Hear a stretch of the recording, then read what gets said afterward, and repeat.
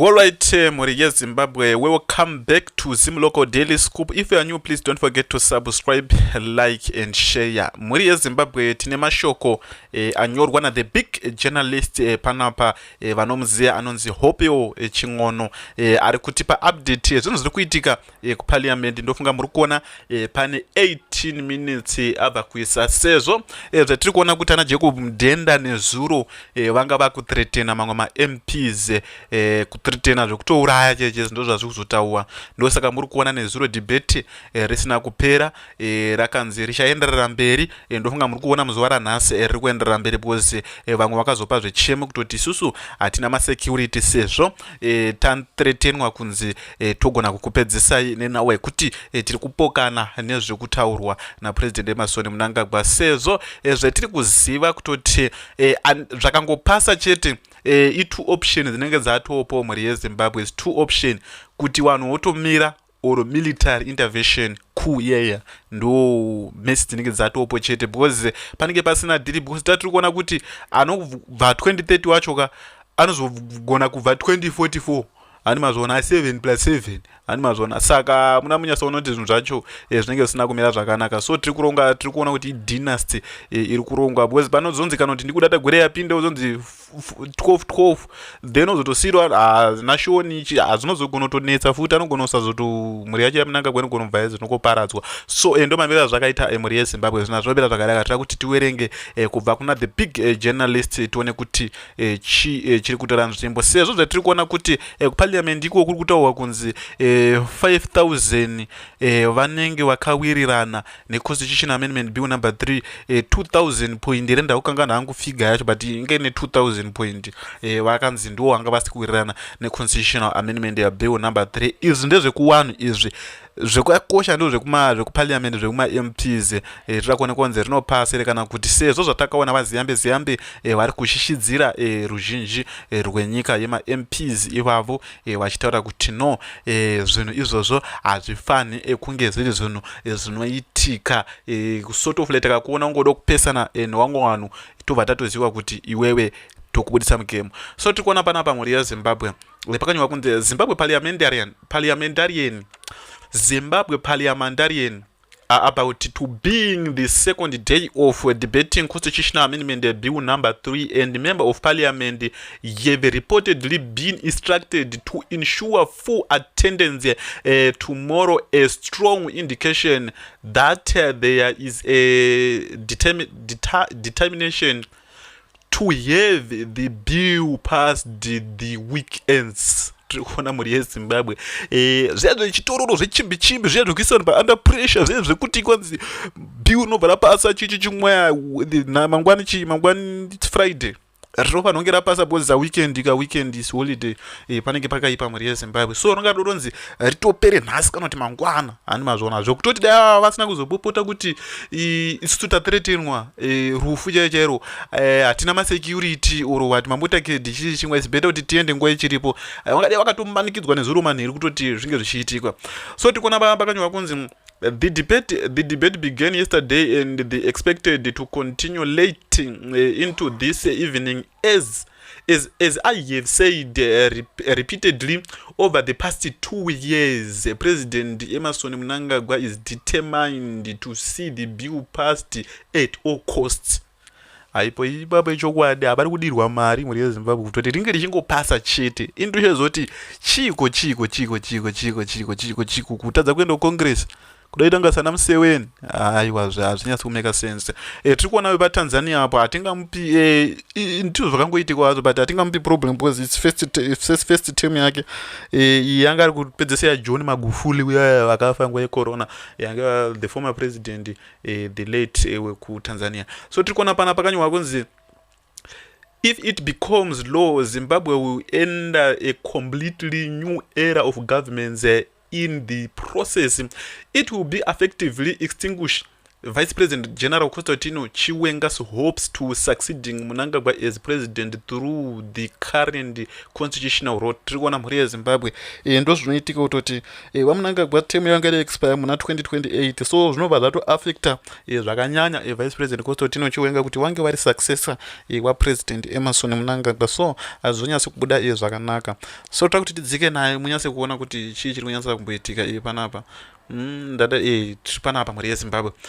So trikuona panapa pari kunyorwa kunzi as I said yesterday, there is only 3 realistic scenarios that could stop this process. The president could refuse to ascend to the bill, the military coup intervene, or regional leaders could privately persuade him to abandon the project.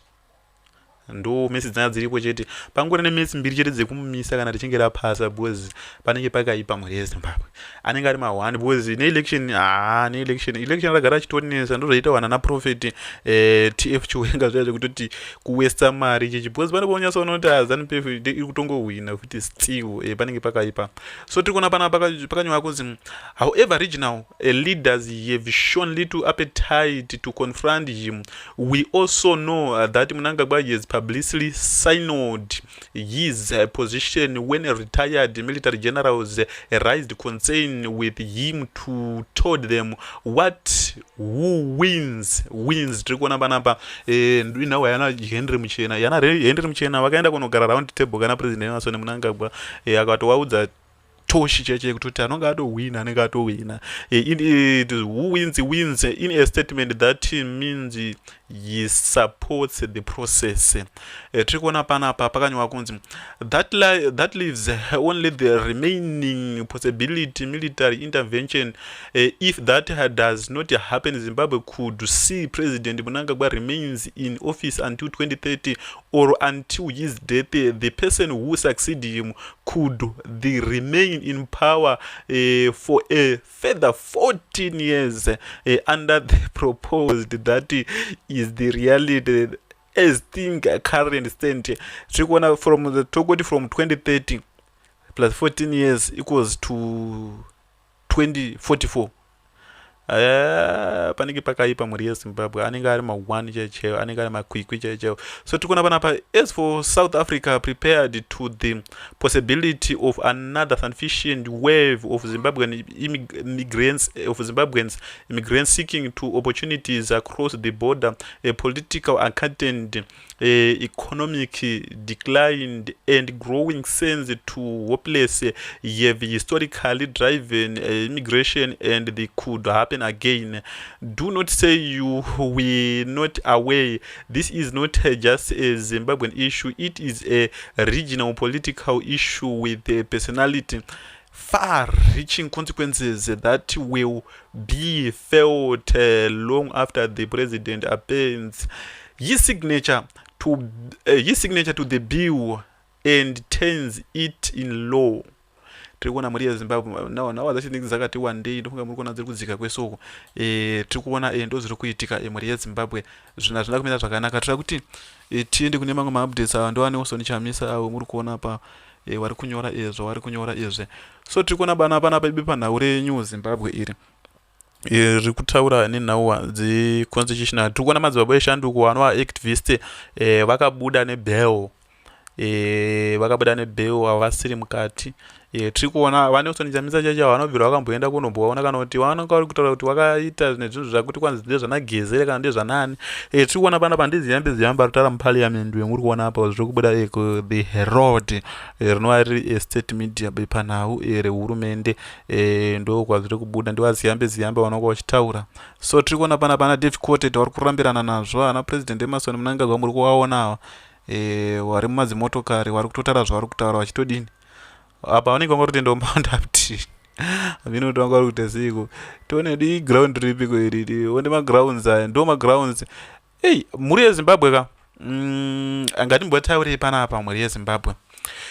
Ana Museveni hongu madictator ari mazvoona zvekutondishamisa kakuona ground reuganda uganda ndagana chitaura kuti uganda yakanaka ana Museveni madictator but vanonge vachiwaka nyika ari mazvoona vasiyana nezvina zviri kuitika kuno kuzimbabwe muri kuona ground rekunonzi kuiko kuuganda even kana makatarisa masitsi ekuuganda cheche masitsi acho matadhi machichi everything zvinhu zvese zvakangonaka hapana kana zvichakapo because tichikompea zimbabwe hatingamboikompei kana nemozambique kana nechia hapana nyika botswana west zambia west hatingamboikompei bo tiri kuona kuti even kana tumauto acho tinonzi chairs tinonzi roads tinatopinda matauni muharare guta hombe chechero congestion inenge yakazara zvekuzara zvekutoti matad road yakagadzirwa nguva yaSmith kwakuchene nemota shoma nawo kwane maexjapu machichi population yawanda and so forth ndo tichingoshandiswa tumataro utututu so tiri kuona kuti zvinhu zvacho zvinomira zvakanaka ngatase kunana Kenya muri yeZimbabwe kunana Kenya naWilliam Ruto waya kunyasa unoti zvinhu zvakarongeka mukona magrounds aya muri yeZimbabwe ari kuUganda isa ani mukuonyesa unoti hazvo zvakarongeka zvekurongeka zvezvezvi ani mukuona unyasa kuona kuti zvinhu zvakarongeka panapa Museveni dictator achete Mugabe ndiye akabhaiza kuti Mugabe akagara pasina kana chaakamboita kana chinhu chimwe chete aminoda ngari president kana muri yeZimbabwe kuAfrica kunoku taka sort of like ameno kuti takaitwa sei because chirungu achibatsire achina zvechinobatsira zvaizvo kuti vanhu nokuchitora mavhoko saMugabe zvaizvo pasina kana zvauri kuita vamwe navanhu mapresident kunana muMozambique uko havatozivi chirungu vari kudevelopa nyika na Ibrahim Traore tikuona kuti havana kana mabasa nechirungu ana Nelson Mandela iwo unongoda zvonga sort of like unoziva stereki uri kudya mavhoko uchiita sei pasina kana zvauri kuita azvi nyika idevelopwe nemavhoko chichi hakuna zvinhu zvakadaro chimwe sibeto kuti usatotaura mavhoko acho uchidevelopa nyika zvisina kana nebasa rese zvezvezvo kuti zvaitawa naMugabe zvezve zvekuti vanoswera achitora mavhoko Mugabe akadzidza kudzidza kupiko akatori ticha akatanga atori ticha uya chimwe ndezvekupenga zvezvo akazotaura naChiwenga kuti anonga arara achikrema zvimajagoni word nezvimavhoko zvake zvaita aramba arara achizvikrema uya kudotaura vanhu nonsense chimwe because Mugabe chakatomboita chechecho hazvina zvinobetsera kazvekuti kwanzi inini ndanga ndaida kuzodai so pana kana nichakamboita 37 years kutadza kana kuvakiswa kana chinhu wani chinooneka chechecho chinoonekwa chakakwana Mugabe chika parliament kakangoshandiswa kana Smith kaka state house and for chaingogona chete kupwanyira vanhu dzimba ndo chaingogona chete so tiri kuona panapa pakanywa kunzi ndi watafumaneni waili alaya president Emerson Mnangagwa so ndo nawadza tayataka kubatire pano pa Zim Local Daily Scoop abo patinoda kupa